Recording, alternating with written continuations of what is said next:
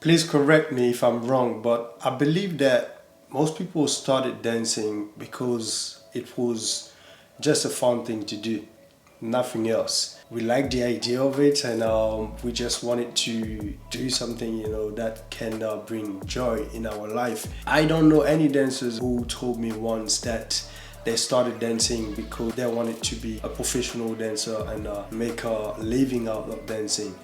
I'm not saying this is a bad thing at all. Actually, I encourage anyone who wants to pursue this, as a career.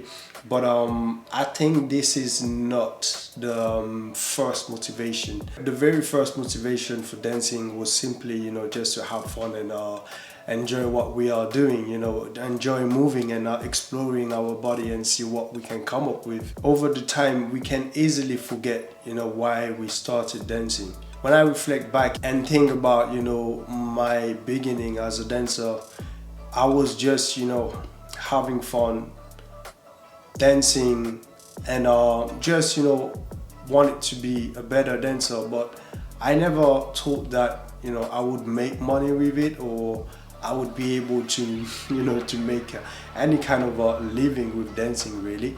Gradually, I realized that dancing is becoming a big part of my life, something that I started just as a hobby, and it's now something that I'm doing, for hours and hours and hours per day, per week, per month. And then I realized, okay, then maybe this is more serious than what I thought. And there is a fine line between taking dance seriously and taking dance too seriously. When we take it too seriously, we end up losing the fun of it, and it can quickly become something that removes the joy. And when it's too seriously, this is when we are actually creating a lot of resistance for some people to end up, stop dancing and do something else. I think that the only way to be, a very successful dancer is, no matter what is going on in our dance journey, we need to remember why we started, and also focus on finding ways to still have fun doing it, even when it's become a career, even when it's become more serious. So I think the best approach is maybe to start paying more attention to what are the things in our dance journey that could potentially remove the fun, remove the joy of dancing, because I think when we identify those things, then it becomes easier to remove those distractions so that we can focus on what we actually love doing in the dance industry, and focus on that and make sure that we do this to our best capacity. Because the great thing about dancing is that there are many different avenues. What can bring you joy may not be something that gonna bring me as much joy. You see what I mean? So when we become very good at identifying the things that we love and the things that could potentially remove the love of dancing and remove the fun, remove the joy that we are getting from dancing, then it's gonna be easier for us to remain focused in our path, So this is why, to me, having fun is extremely important, because this is when we do our best job. The more I grow and gain experience in the dance industry, is something that I really don't neglect, which is do things that I love doing and I'm having a lot of fun doing them. Yeah, so it might be something that most people are not doing, but if it brings joy to me, then this is something I'm gonna keep doing, because I know if I keep doing this, then I will do it to my best capacity, because I'm having a lot of fun doing it. So I'm gonna share with you some of the things that I know for a fact that these things can definitely remove the fun, and these are the things that I identify in my dance journey.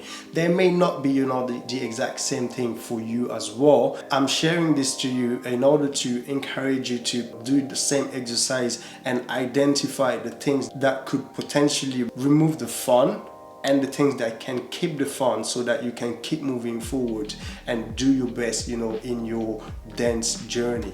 The first thing for me is when I do things that are taking way too much time away from my dance privacy. So if I do something that takes a lot of time from me, and then I don't have time anymore to, just find myself in a room or in a dance studio and training by myself, if I can't do this, then dancing is not the same for me anymore.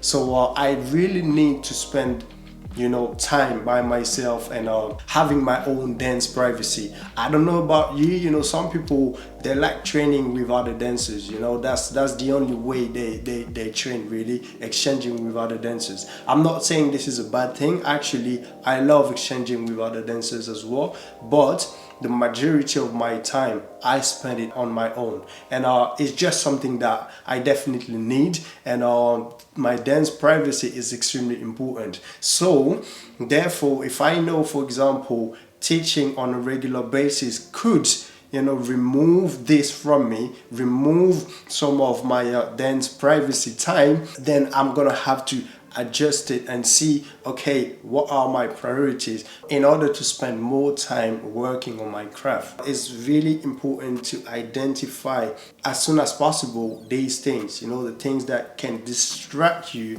from having fun, really. The second thing that tends to steal the joy is comparison. They say comparison is the thief of joy, and I totally relate to this, because sometimes I end up being in a position where I am kind of comparing myself with maybe other dancers or maybe other people who are in a certain level that I'd like to be there. Even though I'm aware, that comparison is the thief of joy, but unconsciously, sometimes I might be on my phone, watching other dancers or other people, and I just comparing myself, And this is something that you can end up doing on autopilot. You don't even realize that you are doing it, but it's just happening. You're just comparing yourself, and then you realize, oh wow, okay, I've been comparing myself with this person, but in a way that is actually not bringing any joy, because I'm actually saying to myself that, okay, maybe I'm not accepting the position that I am right now. And the fact that you can't accept the position that you are in right now, then you're gonna create much more frustration, much more resistance to what's coming up next. So at the same time, I think it's human to compare ourselves with other people we kind of admire or stuff like that. So yes, it's something that can happen, but I think it's even more important to just be aware of it when it's happening, and do not let it happening in the background consistently. It's something that the moment it's happening, it's very important to step back and be aware of what's going on right now. Okay, my mind is actually start to comparing too much. Then all right, I'm aware of it, I need to stop it and come back to reality, which is, here's my current situation, and I'm definitely happy with what I've got right now, and knowing that I'm working to get better and moving toward the direction that I want to go. So when I think this way, then comparison is not toxic anymore. I would be lying if I say that, I never compare myself with other dancers, or I never compare myself, with other, entrepreneurs that I admire. Yes, I do that all the time. But the only thing now is that I pay attention to what's going on in my subconscious mind, and then realize, okay, all right, this is happening right now. I'm comparing myself, all right, for this and this and that. Okay, it's happening. It's all right. Now I'm aware of it, and maybe it's time to stop it, or maybe just take away some motivation from their achievement, so that I can actually do better in my work as well. So this is actually how I deal with this. So I do accept the fact that I can end up comparing myself with someone else, but the moment I'm aware of it, I try to get the motivation from their achievements and keep moving forward, because I know that as long as I'm doing the work, then it's only a matter of time before I get to the next level, and then the next level, and then the next level. And just being, okay with our current situation. So this is definitely something that could also prevent you from having fun, so comparison is the thief of joy. The next one to me is self-doubt. Self-doubt is definitely toxic, and it's something that happens also all the time. And once again, I would be lying to say that, okay, I never doubt, like I've got everything sorted. No, that's not the truth. The truth is actually I am having self-doubt pretty much all the time. But once again, I'm just becoming better and better at identifying what's going on in my mind right now, so I can actually stop it before it becomes too toxic. Because there are so many things that I want to achieve as a dance teacher, and I'm like, okay, this is where I want to go. But compared to where I am right now, it seems so far to me, and then the self-doubt starts something like, maybe I will never get to that point, or maybe I'm not good enough to get to that point, things like this. Even when you see other dancers who are big and they are doing great things, I can guarantee you they are also having self-doubt. Pretty much anyone have self-doubt in many different situations, regardless their level. But over time, it's extremely important to get better at identifying when this is happening and know how to react to this. And the best way to react to this is actually not letting this thought process going on, like, okay, I'm not good enough and stuff like this. The moment you understand that is happening, step back and realize, okay, I need to refocus. This is the type of things that can also prevent you from having fun, because the dance industry can be very tough, very, very tough. And when you start having so many challenges and you want to keep going because you love this, and then you realize before you know it, you're not having that much fun anymore. You don't know why, you don't enjoy it that much, but you keep doing it because it's part of your life and you've been doing it and you keep doing it.